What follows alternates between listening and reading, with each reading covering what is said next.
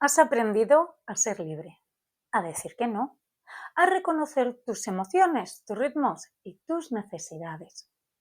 Y en ese proceso puede que hayas sentido algo nuevo o incluso incómodo.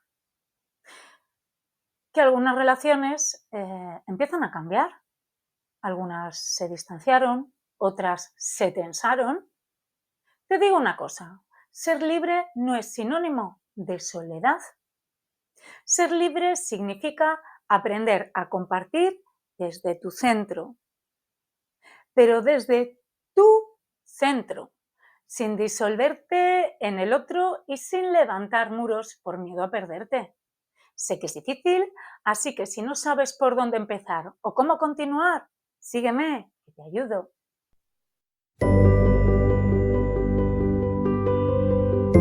Hola, hola, bienvenido de nuevo a Life is Simple Casi. Si no me conoces aún, yo soy Soraya. Hoy partimos desde el punto 4, en el que ya la persona ha aprendido a ser libre emocionalmente. Sí, el punto 4 de este ciclo, la anterior semana. Es cuando se comenzó a poner límites, a elegir desde el centro de sí misma, a reconocerse, a darse ese valor. Pero ahora, en la parte 5, les surge, y posiblemente si estás aquí es porque a ti te surge, el miedo o la dificultad de cómo sostener esa libertad sin romper vínculos, sin parecer frío, egoísta o quizá distante. Este periodo es para eso. En este episodio vamos a aprender a recuperar tu libertad emocional sin arruinar relaciones, que no significa que es que tú estés haciendo algo malo, sino de cómo intentar equilibrar eso, ya que eres tú, en este caso, el que tiene miedo a ello, ¿vale? A entender cómo equilibrar tu independencia interior con los vínculos que te importan realmente, porque les habrá que digas, mira, mejor solo que mal acompañado. A estar en conexión sin perder tu coherencia, a amar sin atarte y a compartir sin dejarte atrás lo que tú sientes, lo que tú anhelas. El querer agradar siempre tiene un precio invisible y caro, muy caro. Desde niños nos enseñan a todos muchas cosas útiles y otras que nos limitan sin que lo notemos. ¿Por qué digo esto? Porque uno de los aprendizajes más silenciosos y potentes es: para ser querido hay que agradar. Eso se mete en nosotros como una semilla muy chiquitita, y cuando eres pequeñito tú no diferencias el bien del mal, no tienes ese juicio, esa crítica, y esto va creciendo en actos como sonreír cuando no te apetece, decir que sí cuando quieres decir no, un no como una casa, minimizar lo que sientes para que todo esté bien, todo y todos, menos tú. Con el tiempo, estas pequeñas renuncias construyen una vida donde el eje central no eres tú, sino la aceptación ajena. Hay una tremenda confusión entre el amor y la aprobación. Personalmente creo que ahí radica el núcleo del problema. Pensamos, si no hago lo que esperan, me quitan su afecto.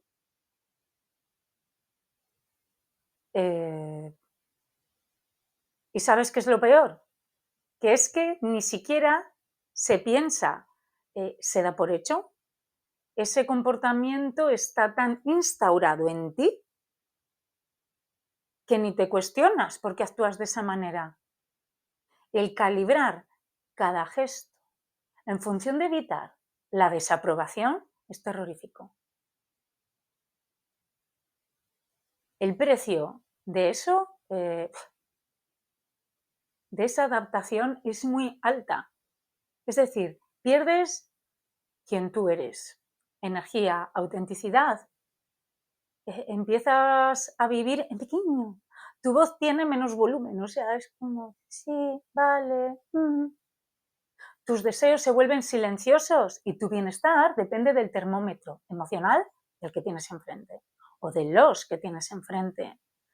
Se me ocurren, es que estoy convencida de que incluso igual vosotros se lo habéis hecho a hijos, a nietos, porque son cosas que es que yo creo que está de alguna manera ya en el ADN, porque nos han criado con miedo.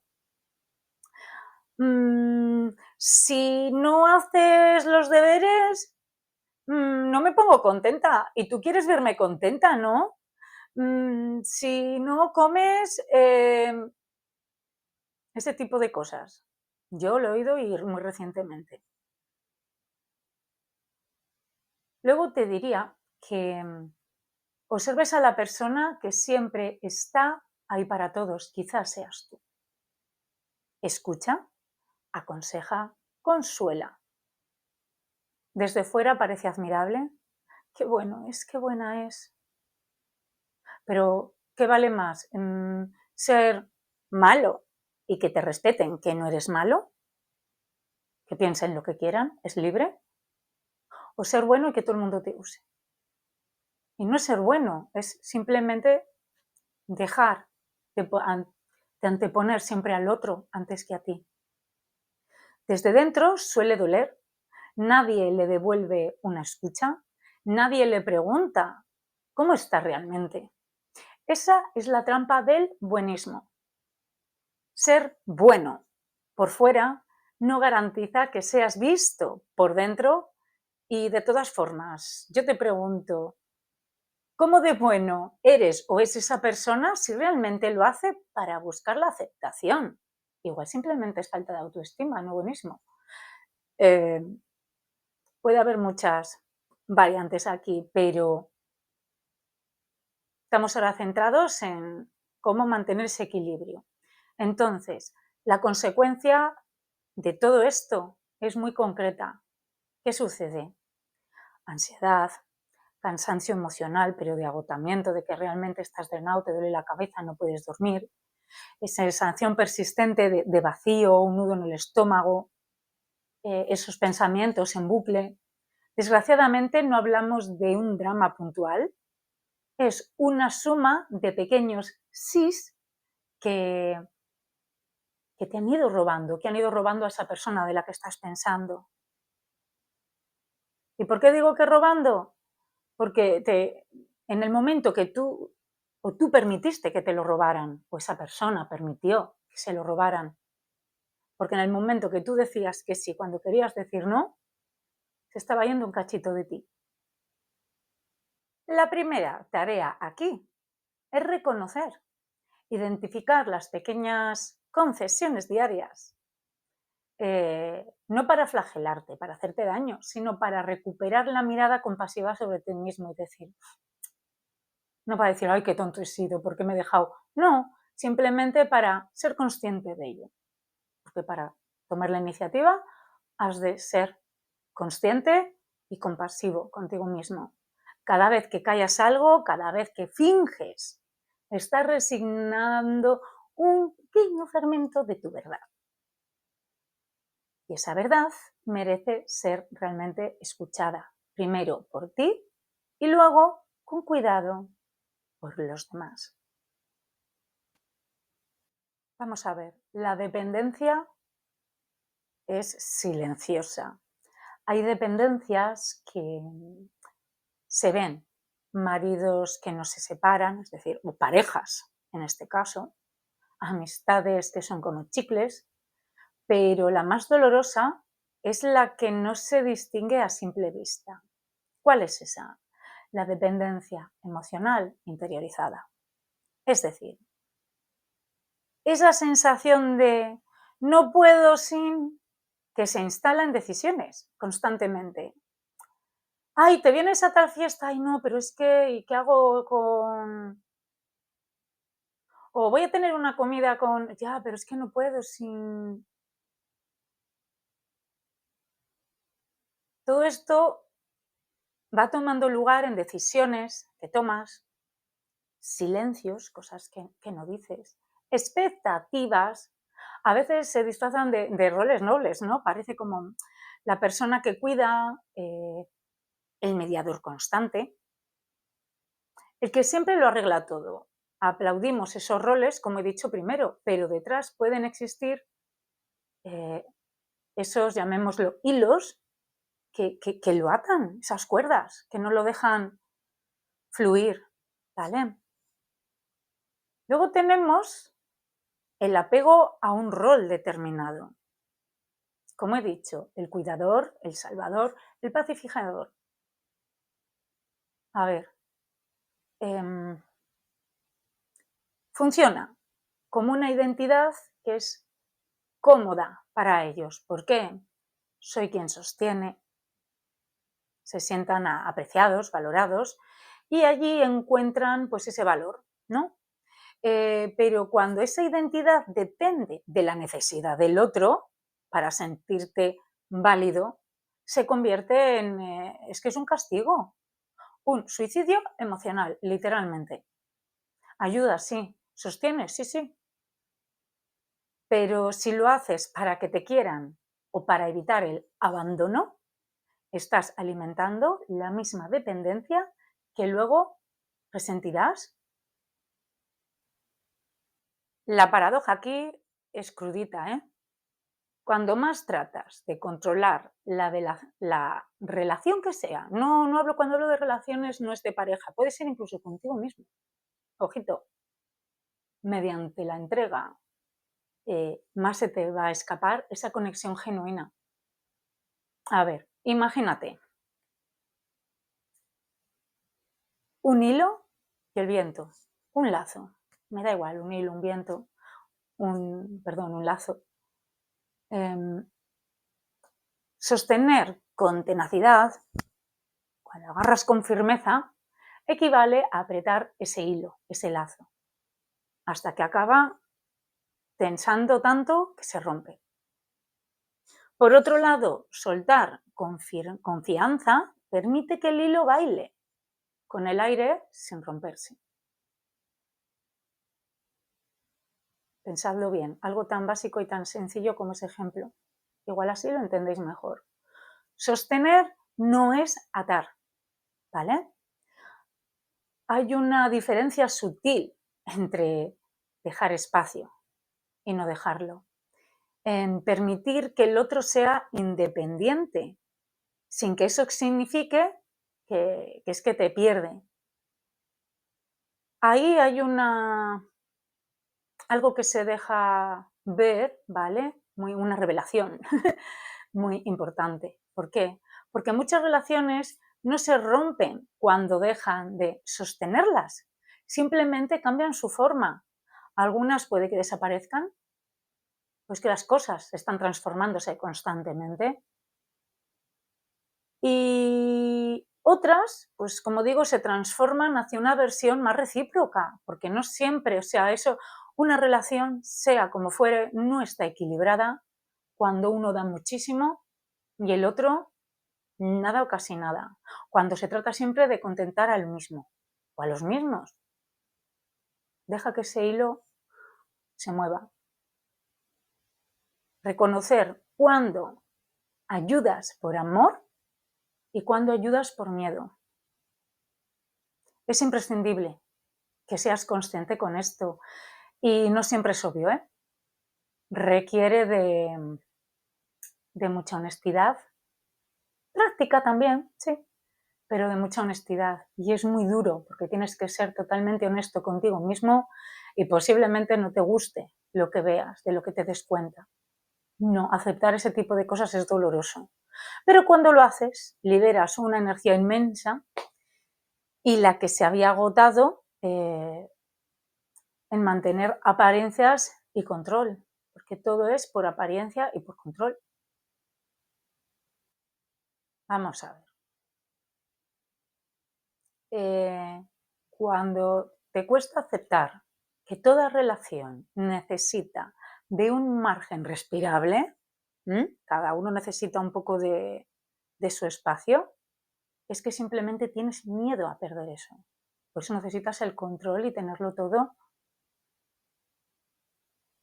Y no.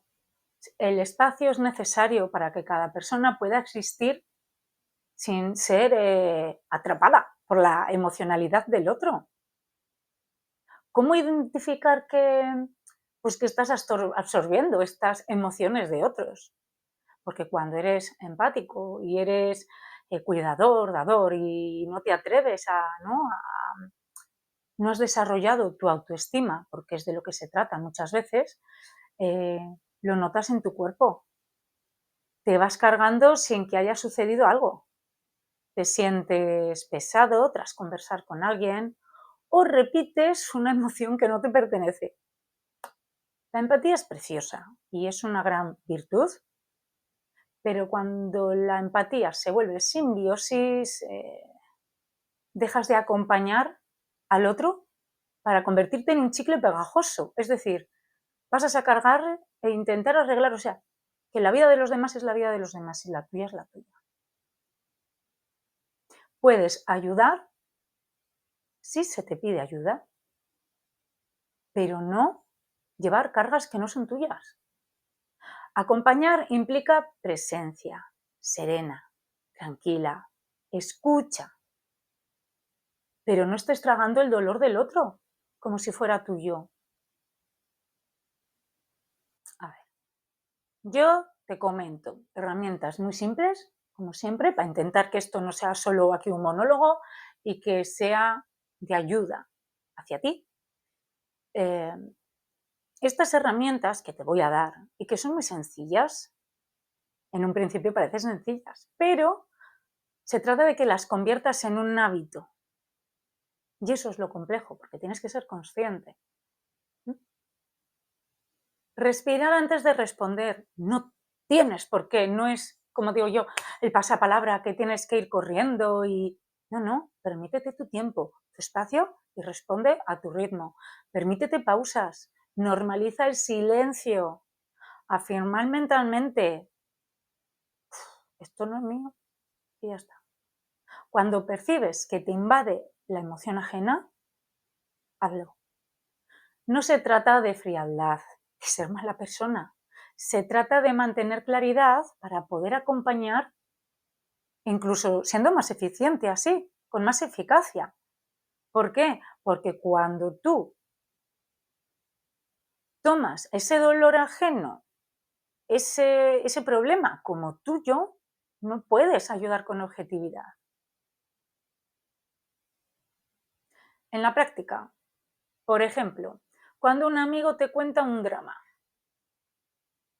acompaña con preguntas que, pues no sé, que, que le devuelvan la responsabilidad al otro, porque es su drama, no el tuyo. ¿Qué necesitas ahora? En vez de, ¿qué hago yo por ti? ¿Qué puedo hacer por ti? No. ¿Qué necesitas ahora? Ahora te puedo echar una mano. ¿Pero qué puedo hacer yo por ti? Oye, pues estar ahí. Así mantienes tu campo emocional y le devuelves a la otra parte su responsabilidad, porque también esa persona ha de trabajarse a sí misma. No todo es responsabilidad tuya. Tú eres solo responsable de ti. Luego, ser conscientes de que a veces se nos olvida. El silencio en muchas ocasiones eh, comunica tanto o más que la palabra. Retirarte temporalmente no siempre es abandono, como yo mismo dice, temporalmente. Muchas veces es el gesto más amoroso para no contaminar la relación con la propia turbulencia, ¿no? Con el momento, con ese estrés. Volverás desde la calma y la conversación pues tendrá otra calidad y tú también lo vivirás y lo sentirás todo diferente.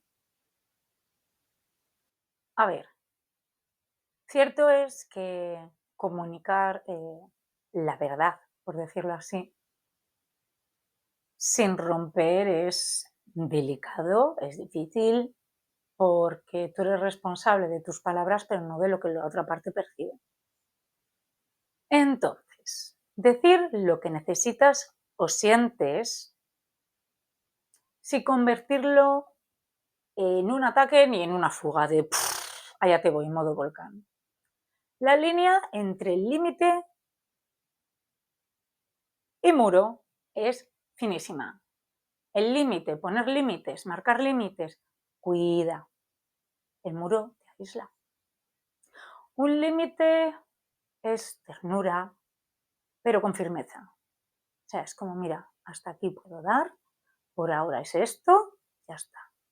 Ahora, un muro contiene miedo y muchísima distancia. Entonces hay que aprender a usarlo de la manera adecuada para que una cosa no se convierta en la otra. Aprender a usar límites es aprender a cuidarte. Para mí, poner límites es no hacer nada que vaya a perjudicarte directamente. Las cosas te pueden perjudicar, pero hay muchas maneras. Pero si es algo que es directamente, no lo hagas. No lo hagas. Digan, opinen, lo que sea. No lo hagas. Punto importantísimo con referente a poner límites y a la hora de expresarnos, ¿vale? Que son pequeñas cositas, muy pequeñas, pero que marcan una gran diferencia. Mira, es más, os voy a poner ejemplo. Yo siempre he sido una persona muy emocional, soy muy pasional y cuando hablaba siempre lo hacía desde mis emociones. No. Cuando hablas es para comunicarte con la otra parte, para que la otra parte sea capaz de descifrar tu mensaje.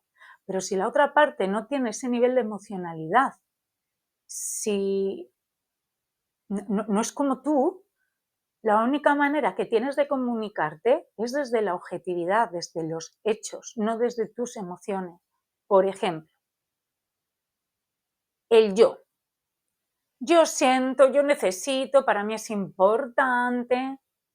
No. Luego está, en contraste, está el tú.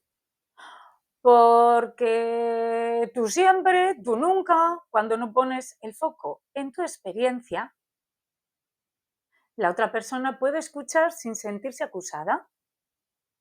Entonces, cuando digo yo, soy yo quien lo siente, la que necesita algo o la que ve un hecho. De ese hecho pasa esto y esto. Por este hecho, por este objetivo, yo me siento así, así. Pero si tú dices, es que tú has hecho esto y por eso yo me siento así, estás culpabilizando a la otra parte. Y se va a poner a la defensiva. Porque normalmente las cosas no se hacen adrede, aunque duelan.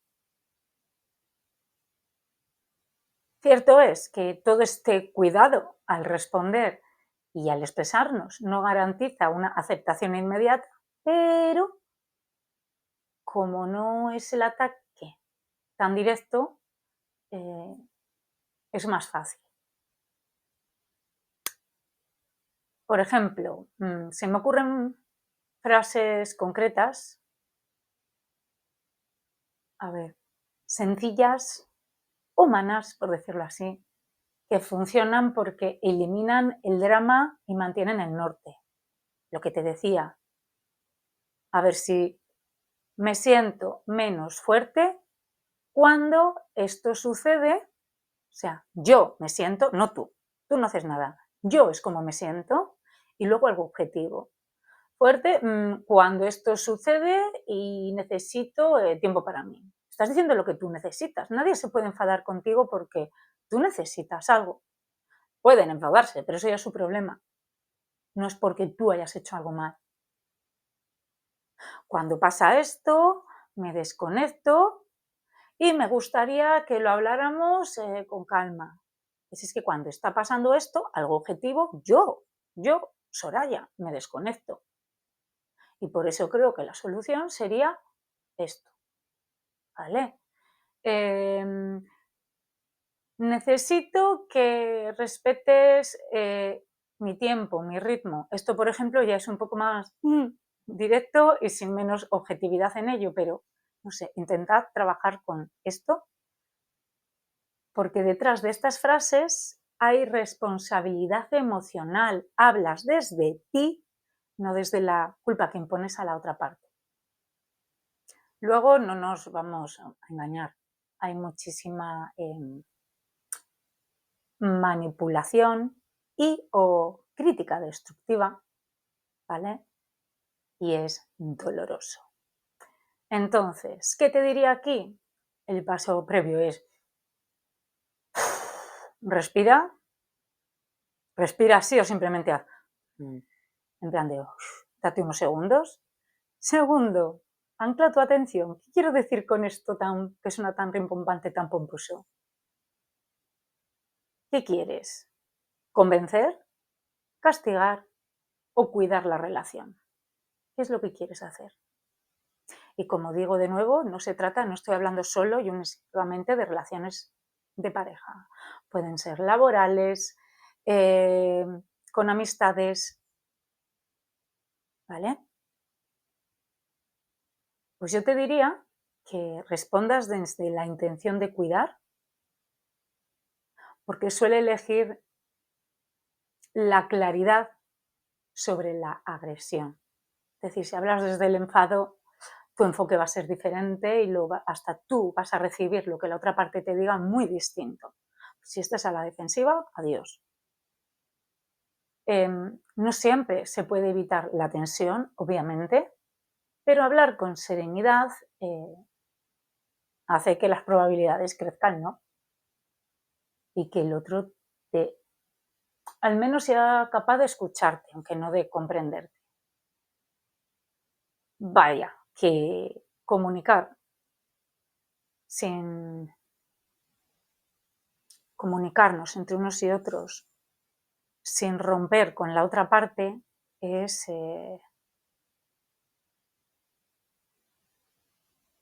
respeto tanto a ti mismo y a tu verdad, como ya no tanto a la otra parte, sino al vínculo con la otra parte.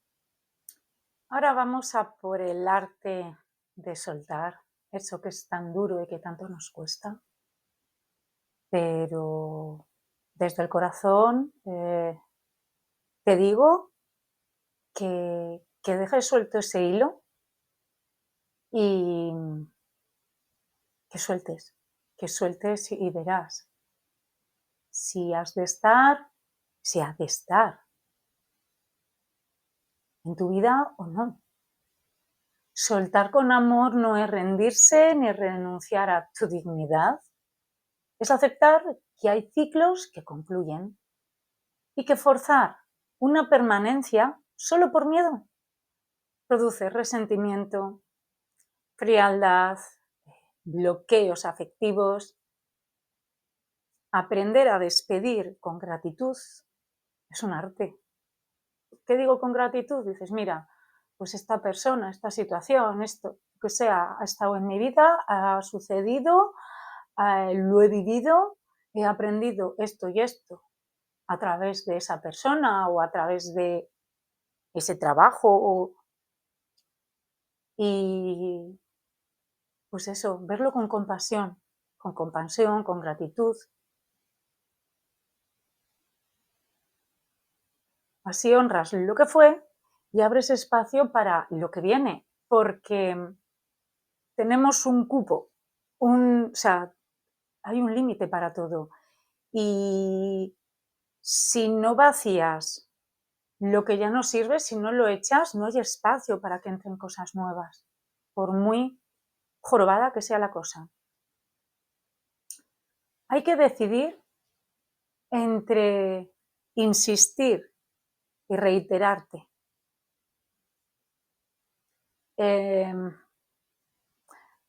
Porque requiere una honestidad brutal. ¿Esto me nutre o no me nutre? ¿Siento un crecimiento con esta relación o solo repito patrones constantemente? Claro, hay señales muy, muy claras, pero mucho. Repetidas rupturas sin aprendizaje alguno y dices, y encima siempre lo mismo, siempre me toca el mismo tipo de gente, siempre... Pues igual hay algo ahí que hay que hacer diferente, algo que sanar. Falta de reciprocidad. Como lo que decía antes, que es que tiene que ser equilibrado, que no puede ser que siempre habrá momentos que uno dé más que otro, pero momentos, no, siempre lo mismo. Que siempre tenga la sartén por el mango la misma persona y que la otra parte siempre tenga las de perder. Y encima por entrar dentro del buenismo. Vulneración de los límites. Si la respuesta es no, soltar puede ser un acto de amor, puede ser no, es que es. Tanto para ti como para el otro, porque libera a ambos de una dinámica súper tóxica. Si no, fíjate en la naturaleza, vamos a ver. Las hojas de los árboles, sí, no de un cuaderno, caen cuando llega el otoño, no se agarran, no se aferran, cumplen su ciclo y la rama, cuando estas hojas se caen, respira. Cuando sueltas, no necesariamente pierdes, te estás transformando. Puedes agradecer lo vivido sin justificar lo que fue sano.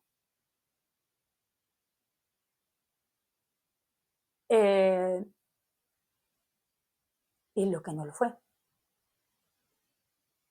No lo justifiques, simplemente fue.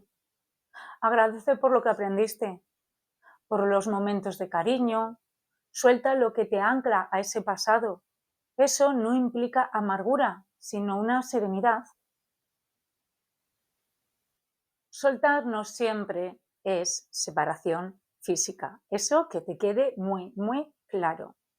A veces es cambiar la intensidad, es dejar al otro ser, es redefinir límites, es aceptar distancia por salud.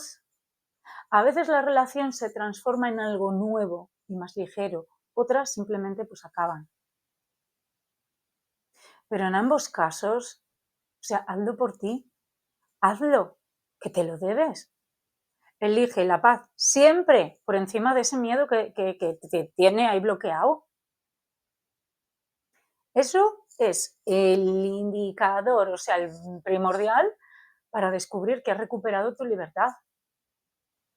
Y te preguntarás, ¿y cómo sé yo que ya tengo realmente integrada esa libertad? Porque una cosa es practicarlo y decir, pues esto es así. Y otra cosa que realmente esté integrado y que ya forme parte de ti. Es muy diferente. ¿Cómo?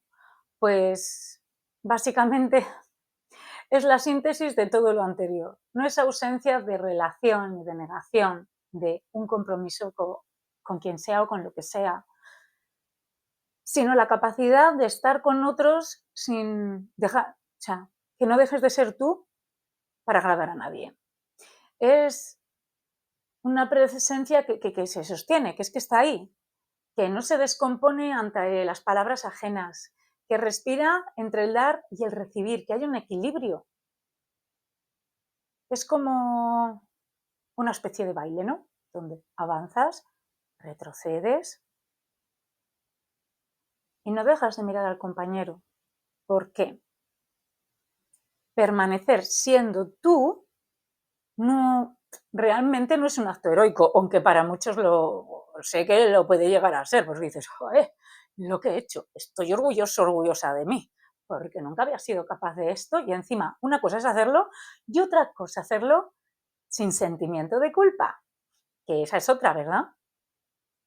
Pues es una práctica cotidiana, pero también un acto de amor hacia ti, obviamente.